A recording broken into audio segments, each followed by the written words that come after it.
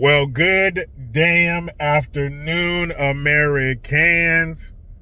Jericho Green here with you once again. Please give me a follow on X at green_Jericho and like and subscribe to my new channel, Green's House. That is where I sit down and do interviews with people who have an amazing story to tell. So, we got to see Kamala, the Ugandan nightmare, in another friendly atmosphere.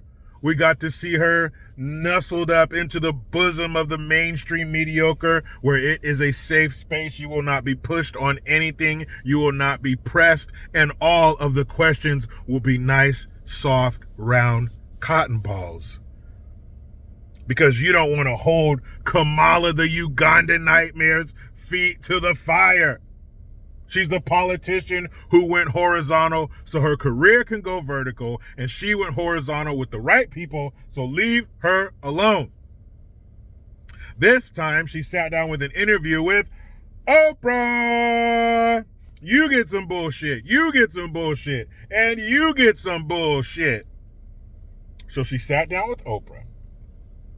And they had a variety of different celebrities doing FaceTime, Julia Roberts, Chris Rock, all these fucking so-called males that are really eunuchs calling in.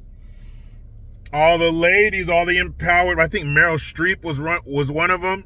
She's a known jackass. Remember, she was talking about Trump making fun of a reporter who was disabled when he just had the little 3-6 mafia hand. There was nothing wrong with him mentally. And when Trump would, he did that to a bunch of people. He even said that about himself.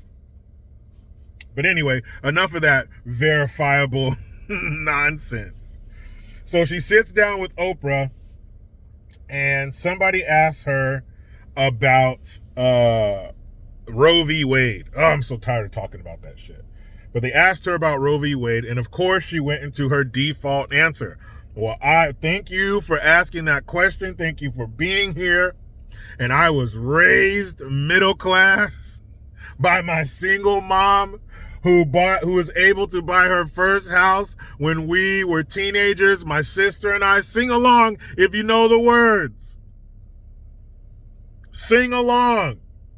I am the only person on this ticket who prosecuted transnational criminals who were selling drugs and human trafficking, blah, blah, blah.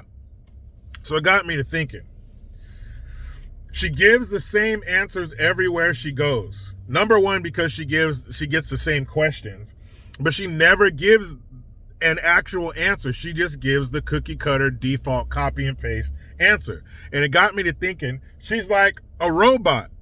She's like a Kamalabot. So this character, when she's speaking in front of people, when she's speaking in front of her allies, her cohorts, then the mainstream mediocres, she turns into Kamalabot 3000 with her preloaded bullshit answers. And it's not an answer, it's just her response. It's the verbal gobbledygook that she spews all over the interviewer because she does not give an answer. But she's not like, I am Kamala. You know, the technology's good now. The AI is good. But she goes into those pre-prepared answers. I was raised middle class, and my mother raised my sister and I by herself. We were in a middle class neighborhood.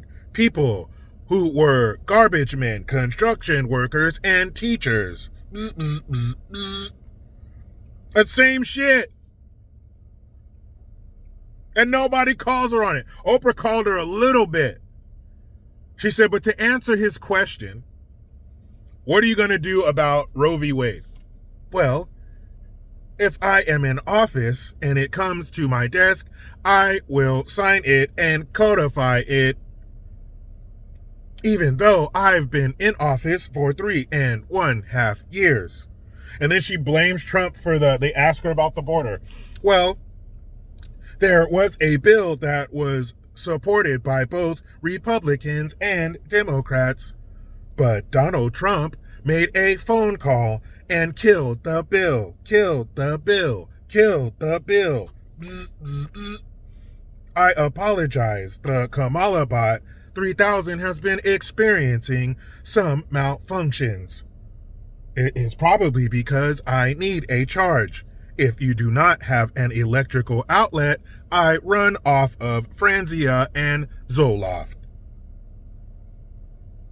They don't push her on it. Could you imagine if Trump did that? They asked him something about the border, and he's like, well, back in 1972, I was in a limousine, right? But, sir, that has nothing to do with what we just asked you.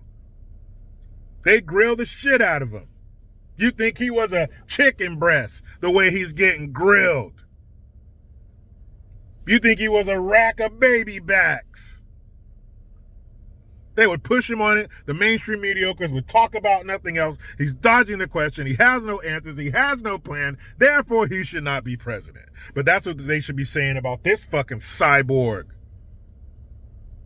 We don't care that you were raised middle class. No one asked you. You're a single mom. Trump killed the bill. 1,500 new Border Patrol agents. Shut your ass up. But these people fail up. And the female voters with their Penelopes will do their best to put Kamala Harris in office because they're emotional. Fellas, you ever have a debate or a disagreement with your wife about some social or political situation or issue, and you start hitting them with facts and numbers and statistics? They don't want to hear all that. They just want to hear what feels good. Yeah, but it feels good to help these people. It feels good to accept this.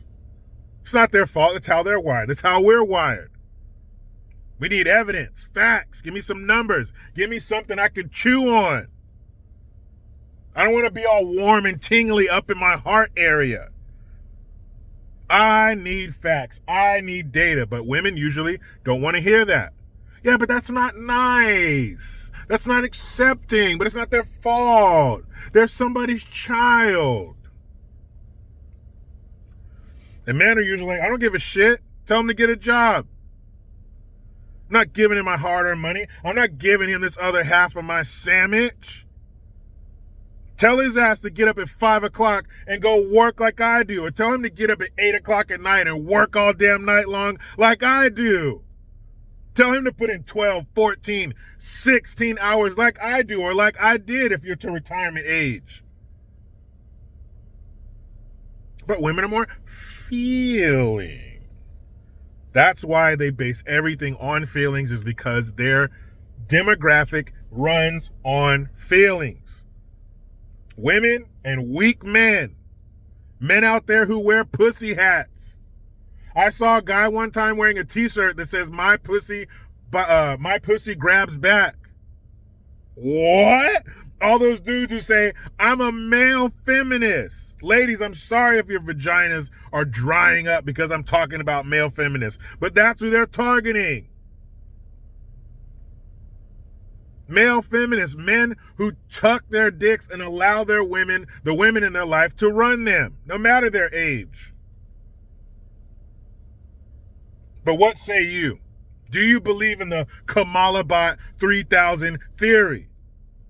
These are just preloaded responses to garbage you'll never be pushed. They hid Joe away from us, literally. They literally hid him away, but figuratively, they're hiding Kamala. They're hiding her in plain sight. Yeah, she's out there. She's doing these interviews, but she's doing them with friendly organizations, and they're not pressing her on anything that she fucking says. So she's out there, but she's being hidden. Do you know how it goes? I try to be done with the left, but they just won't let me. Please subscribe. Hit that notification bell, because every time it rings, a piece of shit lefty cries. Utilize the Linktree link. Make sure you give me a follow on X at @Green_Jericho, and give me a like and subscription on Green's House. I am Jericho Green. And man, I'm out.